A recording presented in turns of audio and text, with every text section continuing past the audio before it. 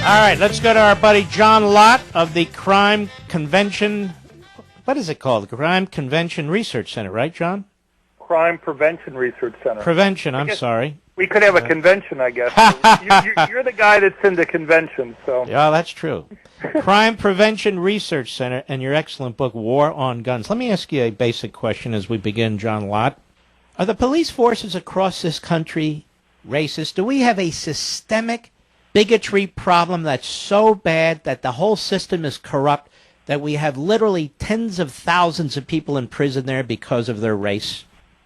No, I don't think so. I mean, obviously, if you listened to President Obama yesterday, he painted a very dire picture that basically any discrepancy that you see between, let's say, the percentage of blacks and Hispanics in prison are 50%, but they make up 30% of the population, he would argue that implies racism. But I don't think that implies racism any more than saying that 49% of the population is male, but males make up 93% of the prisoners.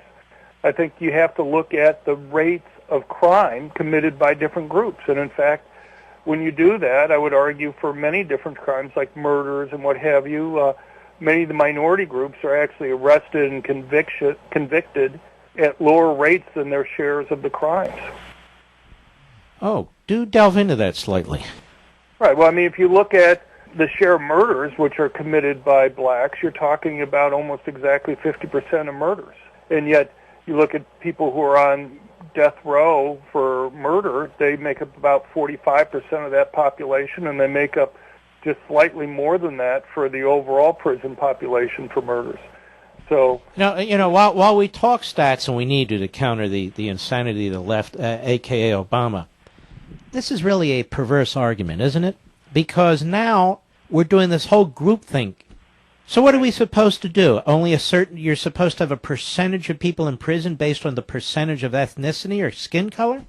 I mean, is that not the logical argument, the extension of their idiotic argument? Right. Well, I mean, you've had states, a couple of liberal states that have kind of tried to push that type of argument. And, even in North Carolina, you had a law that was in effect while the Democrats still controlled the legislature, which tried to judge it on that basis. I mean, it's nuts. Sometimes more people may commit crimes than others, and it could change over time. But to go and say that, I expect people to be in jail for their percentage of the population makes no sense. Look, here's the bottom line. Blacks tend to commit crimes against blacks. Whites commit crimes against whites. Hispanics against Hispanics. Asians against Asians. And to me, the most vulnerable people in our society tend to be poor blacks. They're the ones that have crime being committed against them at the highest rates. And I think one way to judge whether people think that the legal system is fair is to look at the rate at which they report crimes to police. If you look at it, blacks who are victims of crime actually report violent crimes to police at a 9% higher rate than whites do.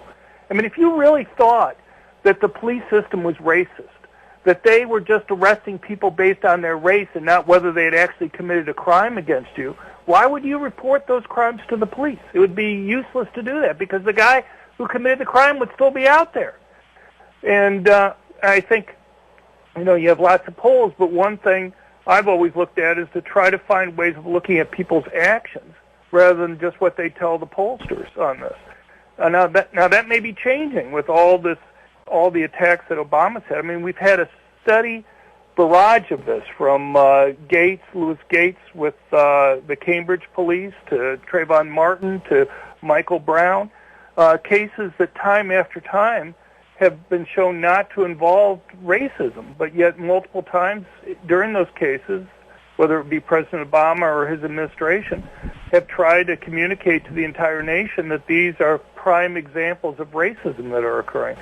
And I think to the extent that he's successful in changing it so that blacks, let's say, aren't as receptive to reporting crimes to police as they have in the past, it's going to be poor blacks who suffer.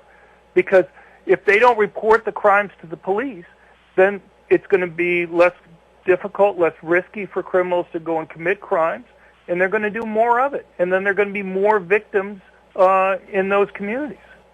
Hillary Clinton said today something to the effect that the federal government needs to do, needs to do more training of local police officers about, I'll rephrase it, about this unconscious racism.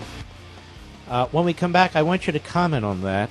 And by the way, John Lott, does that also mean that Hillary Clinton may have some unconscious racism going on there?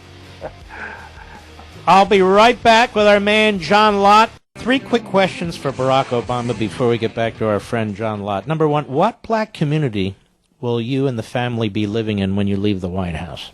I'm just curious. Number 2, what black community will you be vacationing in August? Number 3, why didn't you send your girls to a majority black public school system in Washington, D.C.? I think these are perfectly legitimate questions, because otherwise I think we're dealing with a president who has systemic racism and self-loathing. What's the problem? I don't understand. Why doesn't he do that? Why didn't he do that? Why didn't Michelle do it? I don't understand. John Lott, Crime Prevention Research Center, wonderful book, War on Guns. John Lott, let me ask you this question. Automatically, Barack Obama and the others, they continually resort to this notion that if we had more gun control, guys like this nutjob who murdered 5 police officers, he wouldn't have killed them. Now, he had bomb-making material in his house, now we learn, and so forth. And it's like San Bernardino, they had bomb-making material, and last time I checked, Timothy McVeigh used fertilizer and so forth. It's almost like Tourette's. The president can't help himself. What's that all about? I mean, after each of these mass public shootings during his administration, he's called for more gun control. He specifically called for background checks on private transfers of guns. And yet, it wouldn't have stopped this attack. It wouldn't have stopped one single mass public shooting during his entire administration. It wouldn't have stopped anything for years prior to it. And yet he keeps pushing it. When Senator Feinstein from California and Senator Murphy from Connecticut made their big deal about the 2 bills that they put up on the Senate floor a couple weeks ago, those bills wouldn't have stopped Orlando, even though it was being used to justify passing those bills. If it were me, I want to do something. I desperately want to do something on this, but there's such an obvious thing to go and do, and that is get rid of these gun-free zones when we're talking about these civilians. That it's just time after time, whether it's the Orlando attack or it's any of the other ones that you can mention, they keep on choosing places where they know victims can't defend themselves. And yet the Democrats refuse to even talk about those types of things. And they don't understand the benefit of people having concealed handguns. Police. We just had 5 police sacrifice their lives to protect people yesterday. Police, in stopping these types of mass public shootings, have an incredibly difficult job. And the reason why they have an incredibly difficult job is that they're in uniform. They stand out like a sore thumb. You put a police officer to go and try to guard some sensitive place, they're going to be the first ones killed. The guard in front of the Charlie Hebdo magazine was the first person killed. When we had the Orlando attack, the one guard that they had there, he was the first person shot at. And that's what you see time after time. The benefit of having somebody who has concealed carry is that the killer doesn't know who else he has to worry about. If you have 300 people in the nightclub, he doesn't know whether it's somebody in front, behind, or the side. Just a few days after the Orlando attack, there was an attack at a nightclub in South Carolina. We don't hear about it. And the reason why we don't hear about it is the shooter there wounded 3 people, and then he himself was shot by somebody with a concealed handgun permit. I figured the news media would be very interested in this story, given all the focus on Orlando and the nightclub shooting there. I couldn't get anybody in the national media interested in the story. And, Florida is one of only 10 states that ban people being able to go and carry permanent concealed handguns in nightclubs. And I understand the fear. We have all this discussion about things that might go wrong. We don't have to guess. We can look at the 40 other states that allow people to be able to carry in those types of facilities, and all the concerns that you see raised on the Sunday morning talk shows about things that might possibly go wrong. We don't need to guess. We can see there's none of those complaints, not a single one of those types of concerns that have been raised in these discussions that have actually happened. Right.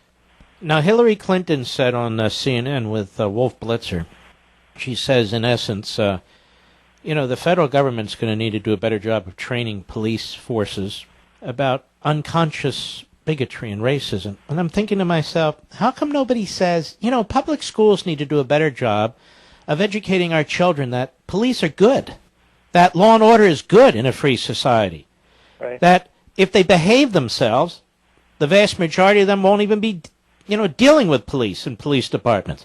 How come we don't do that? I look at the types of schools that we have in inner cities. I think they're doing a bad job. The poor blacks are the ones that are suffering. This micromanaging of police departments and going and doing social engineering with them, what it's going to do is it's going to make them less effective. And the people that are going to suffer as a result are those very communities where the Obama administration is essentially taking over police departments, whether it be Ferguson, where they had a bogus report that we could talk about for an hour. I mean, it wasn't. They claimed they found racism in their report. It's complete hogwash. Or Baltimore, where they've essentially gone and tried to take over the police department there with consent decrees, or other ones across the country from Phoenix. They're going to make those police departments less effective, and it's the people in those urban areas who are the ones who are already most likely victims of violent crime who are going to suffer. And rather than wasting these resources on this, why not go and have more cops on the street? Or why not go and spend that money on trying to give them more things to help them commit crime? It's the same with the gun control. Some decade or so ago, I testified in Hawaii when they were talking about changing their registration. It took 50,000 hours worth of police time each year to run the registration licensing of guns in Hawaii.